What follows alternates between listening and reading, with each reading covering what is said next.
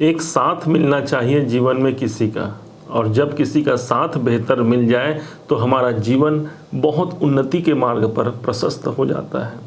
परंतु इसी समय पर हमारे देवता की यदि कृपा मिल जाए, हमारे स्वयं के जो प्रभु हैं उनकी कृपा मिल जाए, तो सोचिए जरा हमारा जीवन कितना उन्नत हो सकता है, कितना विशाल हो सकता है।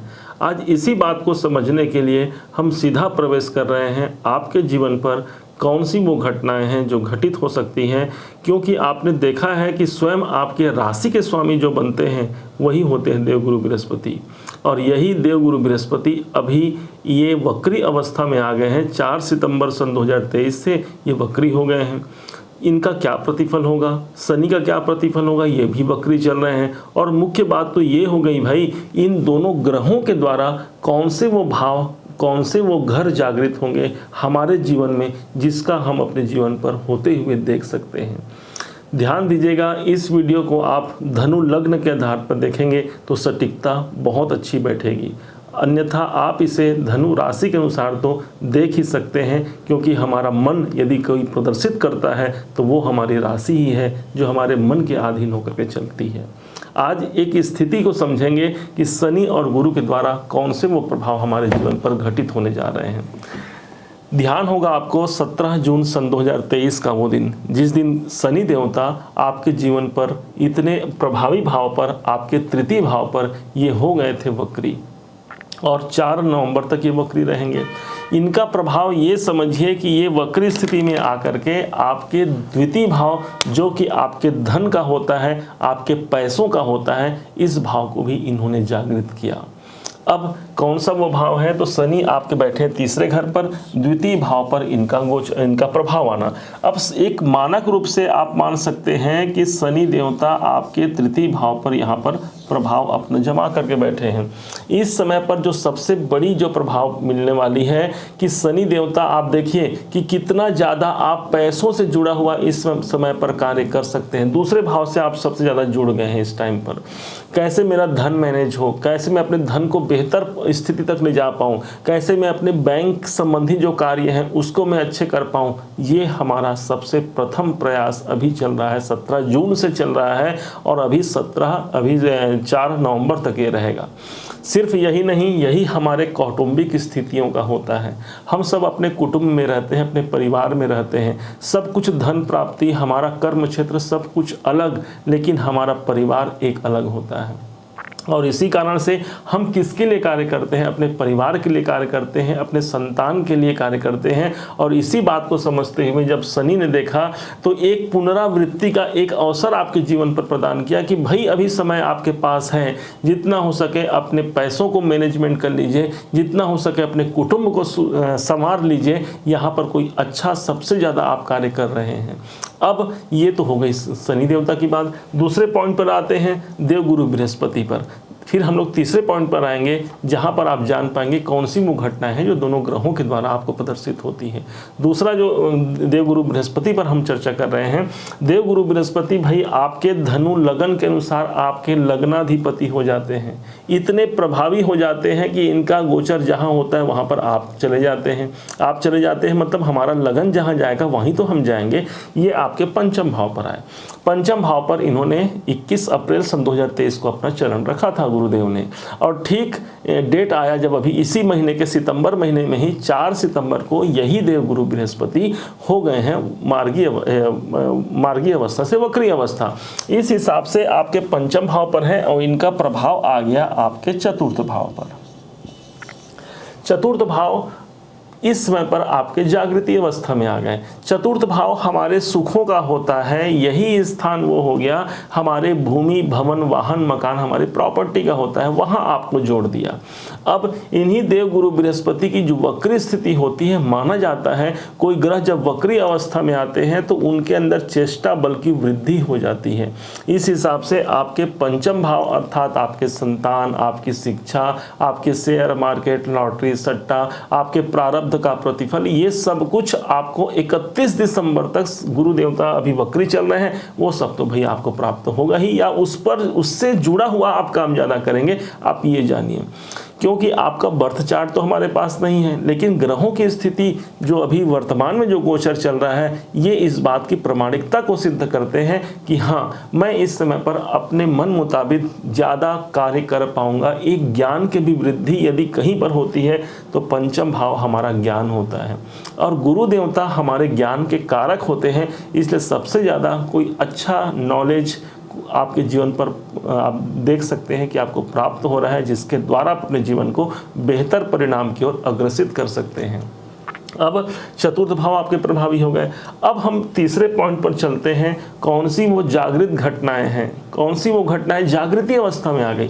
देखिए, एक घटना तो हम स्वयं निर्धारित करते हैं, हम अपने कर्मों के द्वारा हमें प्राप्त होता है, लेकिन एक घटना हमें ऊपर से प्राप्त होता है जिसे हमें करना पड़ता है, अर्थात वो हमारे जीवन पर अच्छा भी होता है, कभी बुरा भी होता है। लेकिन इस समय पर आपके जीवन पर लगभग अच्छे की स्थिति बन रही है, उसी को हम लोग समझते हैं क्या अच्छी की स्थिति बन रही है, क्योंकि इस समय पर आपके 2 घर जागृति अवस्था में आ रहे हैं। हमने पहले कैलकुलेशन करके रख लिया था धनु राशि, धनु लगन के हिसाब से कि कौन कौन से भाव। तो एक हमको समझना है कि एक मानक रूप से शनि देवता आपके धन भाव में है और मानक रूप से गुरु देवता अभी वक्री स्थिति पर आपके चतुर्थ भाव में है। तो शनि की दृष्टि 1 2 3 शनि की दृष्टि पड़ रही है गुरु पर, वक्री गुरु पर।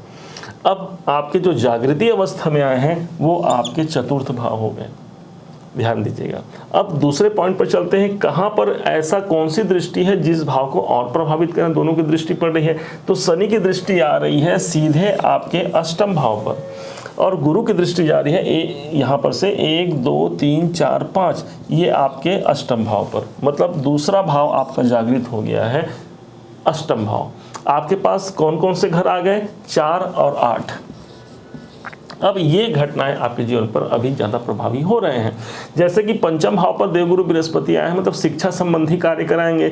जो विद्यार्थी हैं वो ज़्यादा अपनी शिक्षा को ज़्यादा मजबूती से इस समय पर कर पाएंगे, ज़्यादा उसमें एक प्रकार से ज्ञान की भी वृद्धि हो सकती है जो विद्यार्थी होंगे उसके लिए भी। बात यहाँ पर चतुर्थ और अष्टम भाव की हो रही है। चतुर्थ भाव हमारा घर है और अष्टम भाव कहीं ना कहीं रुकावट है। यदि आप प्रॉपर्टी बनाने का सोच रहे हैं तो हो सकता है अभी जो 4 नवंबर तक का डेट है इसमें कोई रुकावटों का सामना करना पड़ सकता है आपको, क्योंकि 4 नवंबर से 4 सितंबर से 4 नवंबर तक ये दोनों ग्रह वक्री स्थिति में दोनों एक संग प्रभाव में रहेंगे। इस कारण से प्रॉपर्टी संबंधी कोई भी कार्य आप करना चाहते हैं 4 नवंबर तक आपको रुकना चाहिए, उसके बाद की स्थिति आपके लिए अनुकूल रहेगी। चौथा भाव और अष्टम भाव का यहाँ पर प्रभाव। अष्टम भाव चूंकि हमारे जीवन में रुकावटों को भी प्रदर्शित करता है, कोई भी रुकावट, शांति। चतुर्थ भाव हमारे सुख है और अष्टम भाव हमारी शांति है, अष्टम भाव हमारे रुकावट है। तो सुख में रुकावट, कोई बाधा की स्थिति बनती है यहाँ पर दोनों ग्रहों के प्रभाव से। कोई विशेष प्रॉपर्टी संबंधी कार्य को आपको अवॉइड करना चाहिए। माता के स्वास्थ्य पर आपको ध्यान रखने की आवश्यकता है कि माता के स्वास्थ्य में किसी प्रकार से विशेष कोई दिक्कत परेशानी का सामना उन्हें न करना पड़े। अब चतुर्थ भाव को इंडिविजुअल लिया जाए तो चतुर्थ भाव भाई हमारे शांति का भी होता है, हमारे कर्मों का होता है। ये नहीं कि आपको प्रॉपर्टी के लिए आपको ध्यान छोड़ देना है, क्योंकि शनि की का प्रभाव इस भाव पर आ रहा है, गुरु देवता वक्री हो गए हैं। मतलब कहीं ना कहीं भूमि, भवन, वाहन, मकान, इससे जुड़ा हुआ आपका काम ऑलरेडी चल रहा होगा या अपने परिवार से जुड़ा हुआ कोई ना कोई कार्य आपका चल रहा होगा, वो इस समय पर कुछ बाधा से युक्त होंगे, आप ये मान सकते हैं। लेकिन ऐसा नहीं आपको प्राप्ति नहीं होगी, क्योंकि बाकी जो ग्रह हैं, बाकी जो आपने देखा राहु की डिग्री कम हो गई है, केतु की डिग्री कम हो गई है, देवगुरु बृहस्पति भी वक्री स्थिति में आ गया है, ये सब तो आपको एडवांटेज मिल ही रहे हैं। लेकिन एक जो डिफाइन होकर के, जो छन करके जो हमें जो प्राप्त हो रहा है, इसके अनुसार आप ये जानिए। चतुर्थ भाव हमारी माता का होता है। इस टाइम पर आपकी माता से जुड़ने का आपको सौभाग्य मिल सकता है। उनके साथ आप मिल करके उनके साथ अपने आचार विचार आप एक दूसरे को दे सकते हैं, या फिर माता संबंधी या माता से जुड़े हुए जो लोग हैं, मतलब माता के समान जो लोग हैं, उनसे यहाँ पर प्रॉफिट होने की संभावना काफ़ी बढ़ जाती है। अष्टम भाव चूँकि हमारे परिवर्तन को भी प्रदर्शित करता है, इस बात को आपको सदैव याद रखना है। अष्टम भाव हमारे परिवर्तन का भी भाव है, इसलिए शनि की दृष्टि है अष्टम भाव पर। इसलिए कहीं ना कहीं शनि देवता आपके जीवन में कोई परिवर्तन करने का एक सोर्स आपको दे सकते हैं। आप स्वयं देखिए ना भाई, इस समय पर सबसे ज़्यादा आपका जो ध्यान कहाँ है, कैसे मैं अपने जीवन को परिवर्तित कर पाऊँ, कैसे मैं अपने बाधाओं से बाहर निकल पाऊं, सबसे ज़्यादा आपका मन इस स्थान पर गया होगा। आप क्योंकि शनि हमारे कर्म है, इसलिए आपने वहाँ पर काम भी कर रहे होंगे। गुरु हमारा भाग्य है, इसलिए थोड़ा थोड़ा आपका भाग्य भी सपोर्ट कर रहा है। लेकिन ये मानिए कि गुरु देवता सदैव यहाँ से जो नॉर्मल वक्री स्थिति है 1 2 3 4 5 आपके भाग्य पर दे रहे हैं। भाग्य की जागृति भी यहाँ पर गुरु देवता के द्वारा मिल रही है, जो कि स्वयं भाग्य के कारक माने गए हैं। भाग्य हमारा कैसे दूर हो सकता है, आप स्वतः विचार कीजिए। जो मुख्य बात थी आपको बताए, आपको समझाए। अब ये समझना है, जब गुरु का प्रभाव हमारे नवम पर आता है तो हमको जुड़ना होता है हमारे प्रभु से, हमें जुड़ना होता है हमारे भगवान से, क्योंकि नवम भाव कहीं ना कहीं हमारे धर्म को प्रदर्शित करता है, नवम भाव हमारी आस्था को प्रदर्शित करता है, और नवम भाव ये वो स्थान है जो हमारे भाग्य को भी प्रदर्शित करता है।